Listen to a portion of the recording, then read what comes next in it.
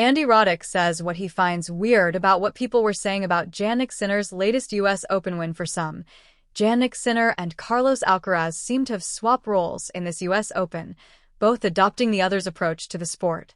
After all, the world number one has been famed for his relentless consistency, cruising through matches with minimal fuss and barely dropping sets. Meanwhile, the Spaniard is far more unpredictable, still managing to win, but taking the scenic route, with fluctuations throughout matches. It's therefore ironic how comprehensive Carlos Alcaraz's route to the US Open quarterfinal has been, whilst Jannik Sinner dropped his first set against Denis Shapovalov and was 3-0 down in the third set too.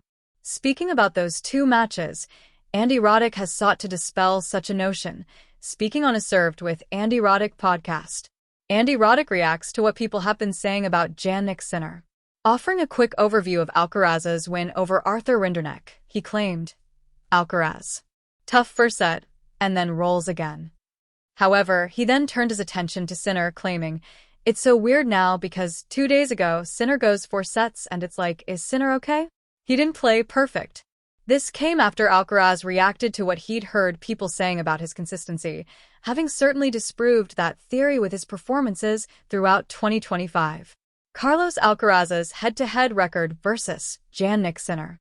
Whilst these two remarkable players have wildly varying game styles, they are both equally as effective at securing win after win. It is therefore why we have seen them face one another in the final of each of the last 4 tournaments have both entered, with the US Open expected to be no different. After all, this is what tennis fans are consistently clamoring for, desperate to see yet another thrilling iteration of a rivalry that is already set to be one of the greatest in recent memory. Thus far, they have faced one another 14 times, with Alcaraz leading the head-to-head, having won 9 of those matches.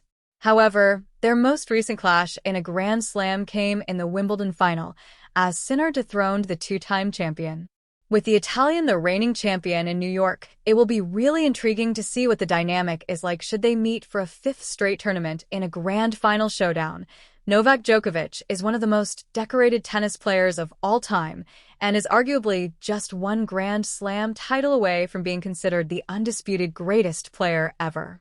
That is why he has continued to play deep into his late 30s, striving to achieve what no other player, male or female, has ever done before. Throughout a sparkling career, which includes every single elite-level title, he has also suffered plenty of setbacks too. After all, he competed at the height of an impossibly difficult era, boasting superstars like Rafael Nadal, Roger Federer, and Andy Murray. Speaking after his most recent win at the US Open, he was actually asked to speak about the latter of that trio and recall his memories of their epic 2012 final showdown.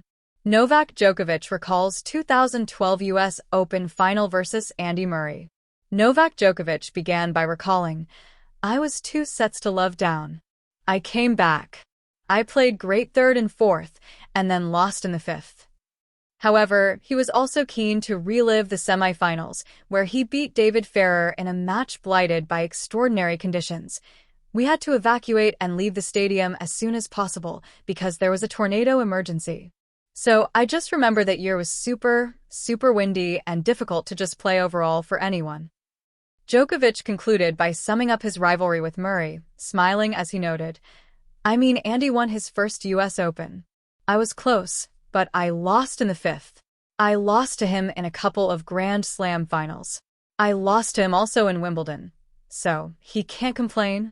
In a strange turn of events, these two great rivals actually ended up working together this year, before Djokovic and Murray's coaching relationship ended in May.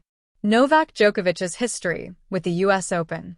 Whilst he is arguably the greatest hard-court player of all time, Djokovic's relationship with the US Open has been a strange one over the years.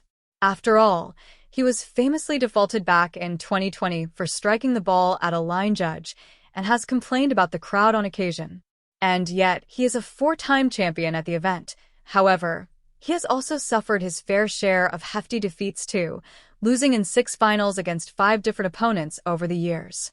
His most recent Grand Slam success did come in New York though, which could give him the confidence needed to believe that this will be the site of his record-breaking 25th major title.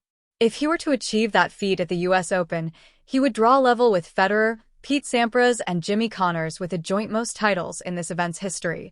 However, he has also suffered his fair share of hefty defeats too, losing in 6 finals against 5 different opponents over the years. His most recent Grand Slam success did come in New York though, which could give him the confidence needed to believe that this will be the site of his record-breaking 25th major title. If he were to achieve that feat at the US Open, he would draw level with Federer, Pete Sampras, and Jimmy Connors with the joint most titles in this event's history. Yeah, it's like, oh, he lost a set in a Grand Slam. That's so, what a loser. You know? That's so strange. But Alcaraz didn't dare lose a set. Just so we're clear. Order was restored to earth, even though they're both in the tournament.